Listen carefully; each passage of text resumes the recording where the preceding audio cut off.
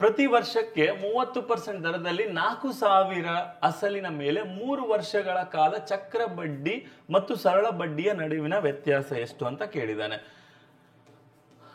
ಈಗ 4,000 ನಮಗೆ ಅಸಲು ಕೊಟ್ಟಿದ್ದಾನೆ. ಈಗ ಅದಕ್ಕೆ 30% ಅಂತ 3 ವರ್ಷಕ್ಕೆ ಎಷ್ಟಾಗತ್ತೆ? 4,000ಕ್ಕೆ 30%.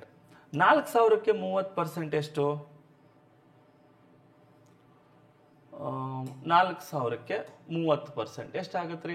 4,000ಕ್ಕೆ 10% 400, 400, 400, 400, 1,200 ಆಗುತ್ತೆ. ಇಲ್ಲಿ 1,200 ಆಗುತ್ತೆ, ಇದು 1,200 ಆಗುತ್ತೆ. ಇದೇನಿದೆಲ್ಲ ಇದು ಸರಳ ಬಡ್ಡಿ, ಆಯ್ತಾ? ಈಗ ಚಕ್ರ ಬಡ್ಡಿ ಏನಾಗಿರುತ್ತೆ? ಸರಳ ಬಡ್ಡಿ ಪ್ಲಸ್ ಬಡ್ಡಿಗೆ ಬಡ್ಡಿ ಆಗಿರುತ್ತೆ. ಇಲ್ಲಿ ಕೆಳಗೆ ಏನೇ ಬಂದ್ರೂ ಅದೇ ವ್ಯತ್ಯಾಸ ಆಗಿರುತ್ತದೆ. ಮೇಲಿರೋದು ಅಸಲಿಗೆ ಬಡ್ಡಿ, ಅದು ಸರಳ ಬಡ್ಡಿ ಮಾತ್ರ. ಕೆಳಗೆ ಏನ್ ಬರುತ್ತಲ್ಲ ಎಕ್ಸ್ಟ್ರಾ ಬಡ್ಡಿಗೆ ಬಡ್ಡಿ, ಅದು ಚಕ್ರ ಬಡ್ಡಿಲಿ ಅಸಲಿಗೆ ಬಡ್ಡಿನೂ ಇರುತ್ತೆ, ಕೆಳಗಿನ ಬಡ್ಡಿನೂ ಇರುತ್ತೆ. ಸೊ ಇದಷ್ಟೇ ಡಿಫ್ರೆನ್ಸ್ ಇರುತ್ತೆ. ಅದನ್ನ ಕಂಡು ಹಿಡ್ಕೊಳ್ಳೋಣ. ಮೊದಲೇ ವರ್ಷ ಯಾವುದೇ ರೀತಿ ಎಕ್ಸ್ಟ್ರಾ ಬಡ್ಡಿ ಇರೋದಿಲ್ಲ. 1,200ಕ್ಕೆ ಇಲ್ಲಿ 30% ಆಗ್ಬೇಕು.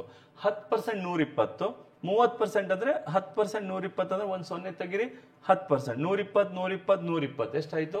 360. ಸರಿ, ಇಲ್ಲಿ ಯಾವ್ದು ಹಾಕ್ಬೇಕು? ಇಲ್ಲಿ ಯಾವ್ದು ಹಾಕ್ಬೇಕಂದ್ರೆ ಇದಕ್ಕೂ 30% ಹಾಕ್ಬೇಕು, 360. ಇದಕ್ಕೂ 30%, 360. ನೆಕ್ಸ್ಟ್ ಈ 360ಕ್ಕೆ ಮತ್ತೆ 30% ಹಾಕ್ಬೇಕು. 10% ಎಷ್ಟ್ರಿ? 36. 30% 36, 36, 36 ಎಷ್ಟಾಗುತ್ತೆ? 108 ಆಗುತ್ತೆ.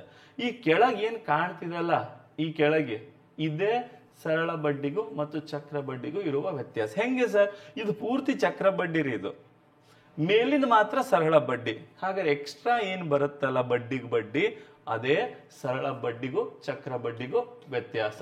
ಸರಳ ಬಡ್ಡಿ ಮತ್ತು ಚಕ್ರ ಬಡ್ಡಿ, ಕಾಂಪೌಂಡ್ ಇಂಟ್ರೆಸ್ಟ್ ಮತ್ತು ಸಿಂಪಲ್ ಇಂಟ್ರೆಸ್ಟ್ ಏನು ವ್ಯತ್ಯಾಸ ಅಂತಂದ್ರೆ ಇಂಟ್ರೆಸ್ಟ್ ಆನ್ ಇಂಟ್ರೆಸ್ಟ್ ಅಂದ್ರೆ ಬಡ್ಡಿಗೆ ಬಡ್ಡಿ, ಆಯ್ತಾ?